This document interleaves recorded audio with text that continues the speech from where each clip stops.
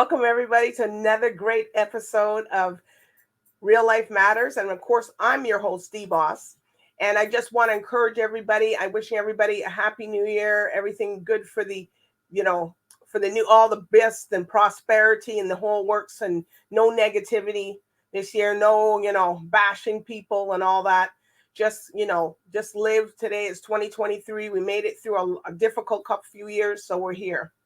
But I also do encourage the people to follow the guests, support their music, buy their music. Yes, I know it's after the holidays and people spent some of their money, but that's okay. But you can still spend. You can still spend some more, which I encourage. So today we have a very special guest, and he's coming in from the West Coast for us here. It's in Toronto, and he's an NAACP award winner, and he's releasing his new debut album, Retrograde to the Moon. So we're going to find a little bit about this artist that's been, got praises from Michael Jackson and Barry Gordy. Yes, from Motown, Barry Gordy people. And we're gonna find out all about him, so you can get to know a little bit about C.H.E.S.S. So with no other further ado, I introduce to you C.H.E.S.S.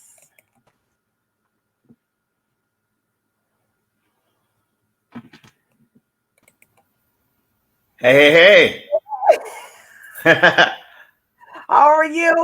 We're there. Is it cold down there? Because you got on a hat. Well, yeah, I'm in LA. We're in the middle of a rainstorm thing. It's been raining. So when Tony said it never rains in Southern California, yeah, that's a lie, because it's been raining. It's been raining in California in LA for about a month, and we have about another week to go of just rain. So there's a lot of floods and stuff over here, and it's been quite cool. And so I've been trying to stay warm. I guess warmer. Yeah. So I guess no one's down at the beach then. Right. No. Nobody's at the beach. All right. So C.H.E.S.S. So everybody here at Real Life Matters like to know, what's your cultural background, or where you're from? Like, I know you're from LA, but is that where you were raised? No, I was born and raised in Gary, Indiana, which is part of Chicagoland, because Gary is just right outside, about 20, 30 miles outside of Chicago. And yeah, that's where I grew up. Oh, that's good. All right. So C.H.E.S.S. So I guess when you got your name, I guess a lot of people look up and say maybe it's C.H.E.S.S. So what made you want to just, call yourself, C.H.E.S.S? Like, and also with the periods between, when it means something. Yeah. So I've been blessed to have a career that has duality. And so, like, if you can think of Donald Glover and Childish Gambino, right? So Donald Glover is the actor, the director, the writer, all of those things. And when he's Childish Gambino, that's his art, and that's his voice, for how he wants to express himself musically. And so it's sort of a similar duality with that.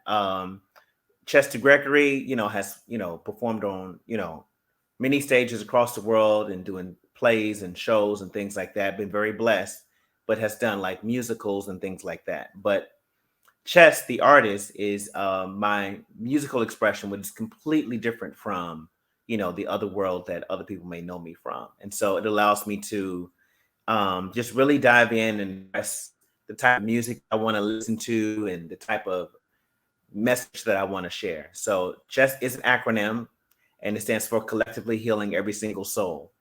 My album Retrograde is about my healing process and those who it resonates with. And it's been out about a month now, and people have been really resonating with it. As a lot of people have been going on their healing journeys and stuff like that. So C.H.E.S.S is the artist. Chester Gregory is the actor. Yes. Okay. So we got to break it down. Yes, people, we're going to hear the song a little later. So everybody just has to hold the horses. Everybody likes to hear the music first, but okay. So, what plays have you been in, and what movies or stuff you've acted in? I've been in a show called The Jackie Wilson Story that started in the Chicagoland area. That was a tribute to Jackie Wilson his entire life. from that, I've been blessed to do a lot of Broadway shows, Hairspray the musical, Sister Act the Ooh, musical, Motown the musical, you know, and so you know, it's been 10 years of me being a principal on Broadway with different shows and stuff like that.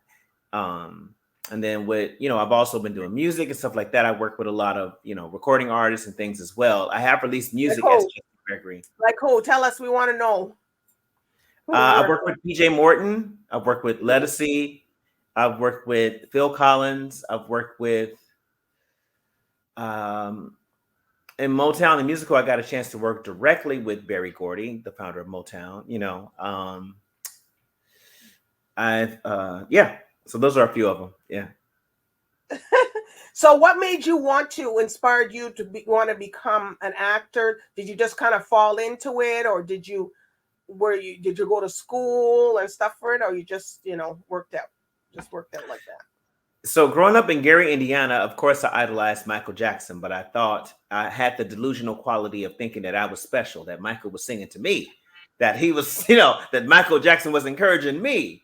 And that's the magic of artists like Michael Jackson, where they are able to evoke a feeling in somebody where they feel like it's personal, but yet at the same time it resonates with millions of people around the world. But we actually being from Gary, Indiana, I allowed that delusion of being able of feeling like I can make it too to kind of like lead me through to really pursue the arts. And I was blessed to get a chance to meet Michael Jackson and to perform for him. Wow. And so yeah, so that was a dream come true.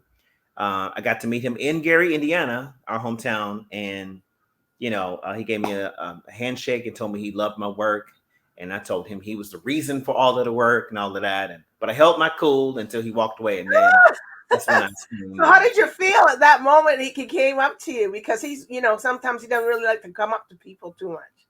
Yeah, it was kind of like a religious figure kind of thing where it was kind of dreamy, where it didn't feel real.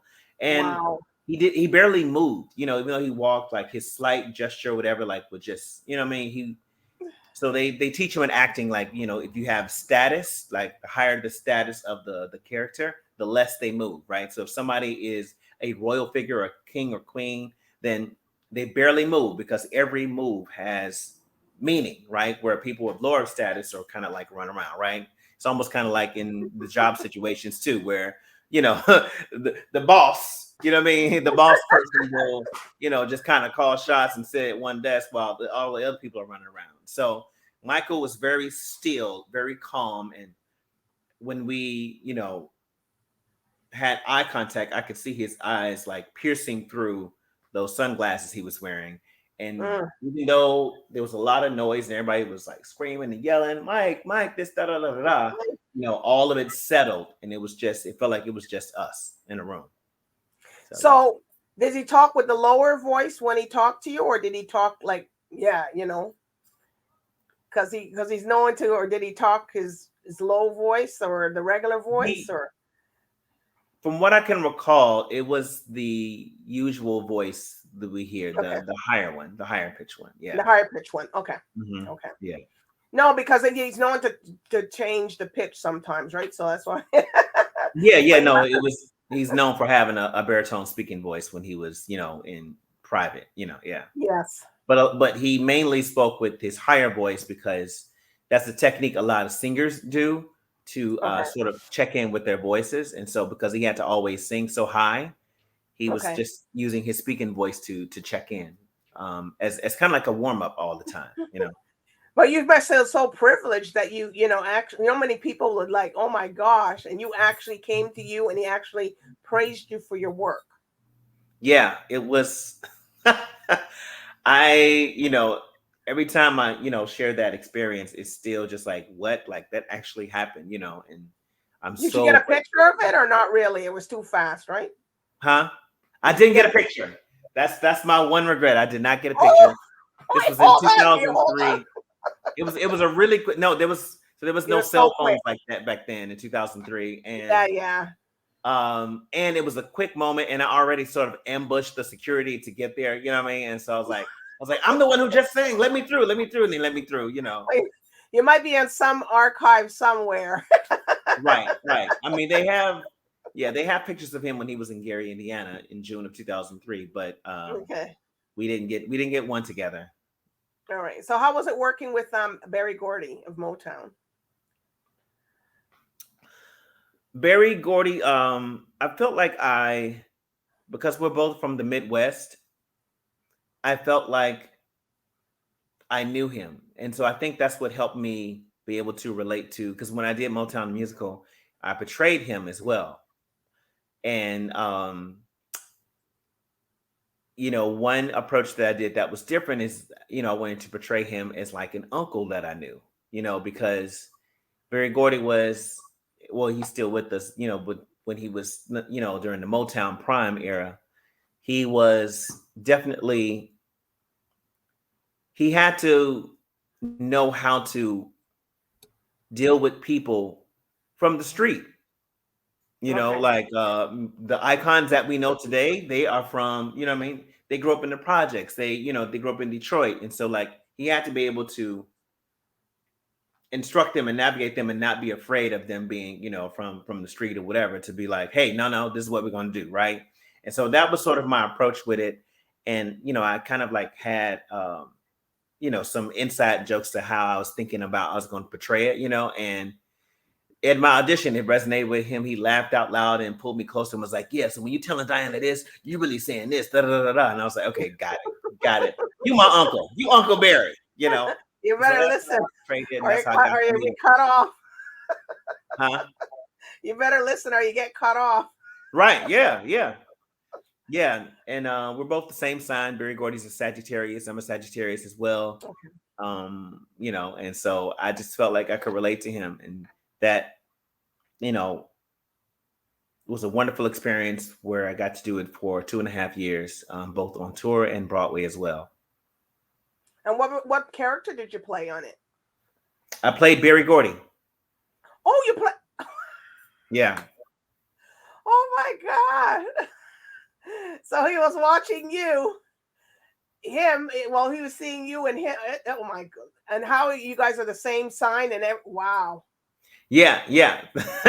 So he was watching me portray him, and, and all of that. So it was very interesting. Yeah. But this, yeah. Well, that's something that I guess you have that marked down in your resume, big and bold there, because Oh yeah. Uh-huh. Yeah. wow. So and I guess you had to work. You had to work closely with him to see his character, and then some things you had to leave I out. mean, I'd seen footage of him and stuff like that, but I'm glad that I was able to see him in person and just really kind of apply Since like that. somebody's acting you, they got to be around you to know how to portray you a little bit. Unless Exactly. Yeah. they don't know you, then they got to go by the script. Exactly. Right. Yeah. Yeah. And so I wanted to make him feel familiar, like not as a like stiff corporate type, but like a uncle who Okay. was very grounded, very approachable, very, earthy and warm and stern all at the same time.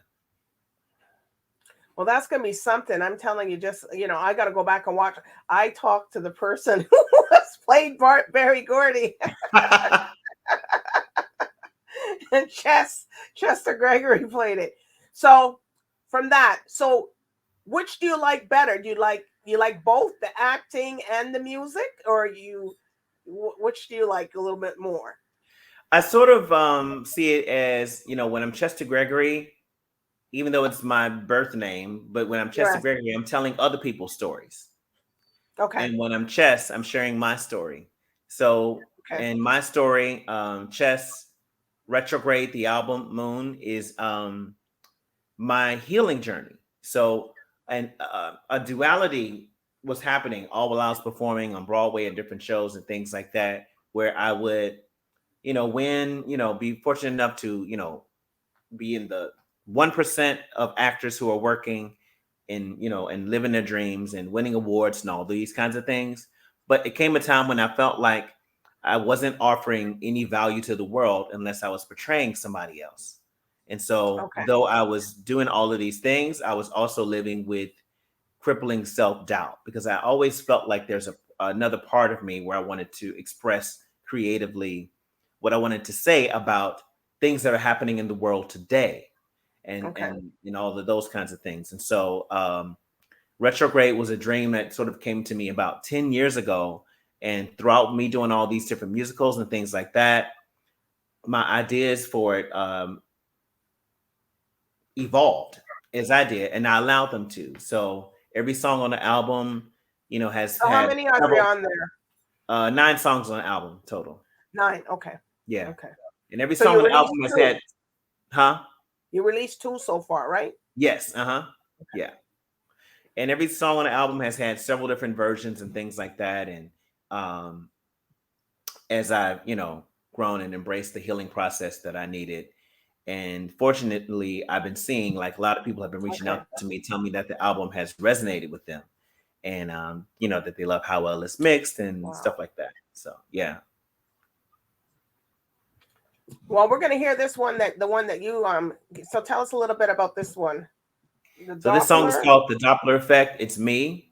And it's about the Okay. relationship. It's using a metaphor of how the Doppler effect is the observer is stationary. And as the object is approaching, it sounds one way. And then as the object passes, the pitch changes and the perspective changes, right? And so the same kind of dynamic happens in relationships. When you first meet somebody, you see them one kind of way, you're like, hey, and then if things don't work out and all that, and then as there's distance, you see them and hear them, your perception of them is completely different. And so imagine me explaining this to my songwriters that I want to work with. Hey, I got a song I want to do called Doppler Effect. They were like, what are you talking about? Yeah, But people now that the song is done, now it's like people are they get it and they resonate with it. And this song was up for consideration for a Grammy. So it made it through several rounds. And so it's not a nomination, but wow. a consideration. So I was very happy to, get to that point on my debut song. Because it's again, it's like validation for me, sharing my experiences and seeing it resonate with people. Okay. So let's play this. You could sing, you could do whatever you want. You could off your head. But let's play this. Let's go.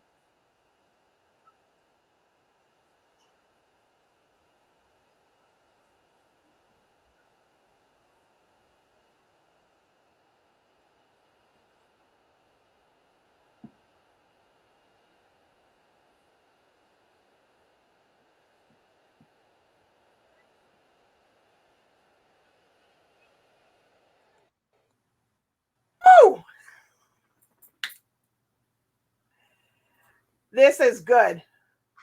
Thank you. Yeah, I couldn't hear it, It's but I was like, I think. soulful and jazzy. You can have a drink of wine or something, or sit down and just evaluate yourself. and just just evaluate, who, because it's talking about yourself. Even though you're singing the song about you, but people can relate to that. Mm-hmm. Mm-hmm.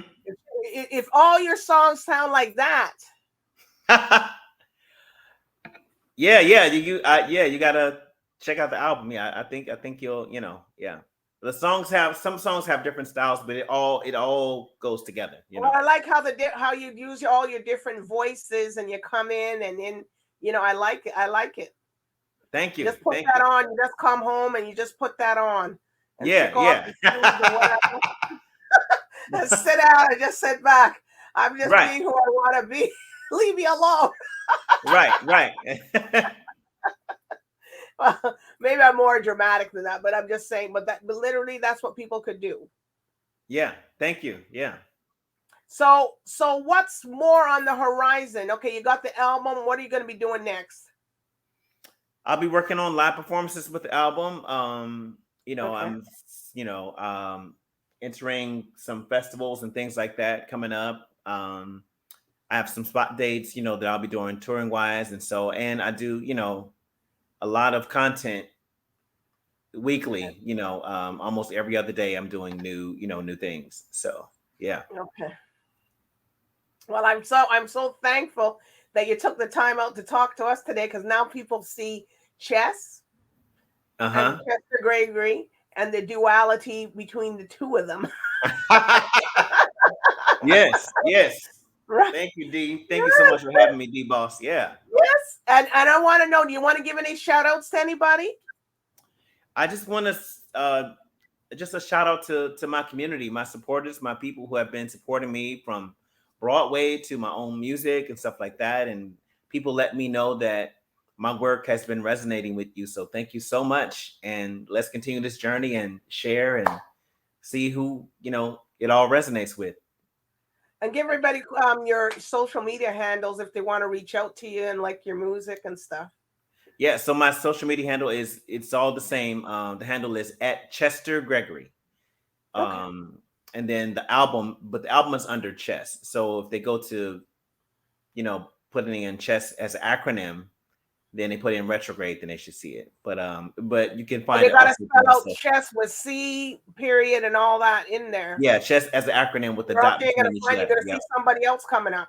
Exactly right. So I'm the only artist. Right, I'm the only artist with Chess as an acronym. There are other people named Chess. That's Okay. partially why I did the acronym too, so that it's separate. Okay. Yeah. Well, it's been a pleasure. And you got to come back. I know I wanted you to come back again, because it's been such, just, Thank you. inbox me. You got something new. You got something new to tell, because once people get to see you and know you, they know exactly what you're about. Yes. Oh, Well, thank you and so much for having me. just It's an honor to be here. soaring. Yeah, I know. You're just soaring. You're just soaring, and more. Next thing we're gonna see you in an action movie there. I can see it.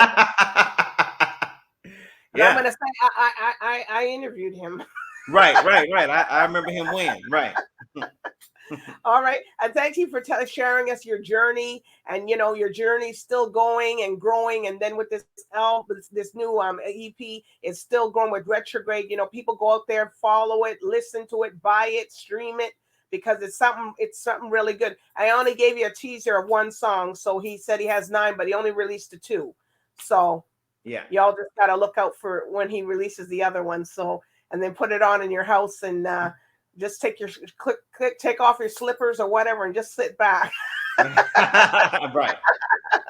and think about your life, right? Right, right, exactly.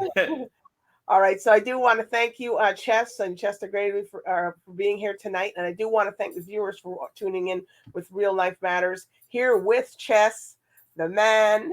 I'm telling you, he's doing a lot of things. Everybody keep on the lookout for him, and whoever didn't know him, now you do. So everybody, so good night and bye for now.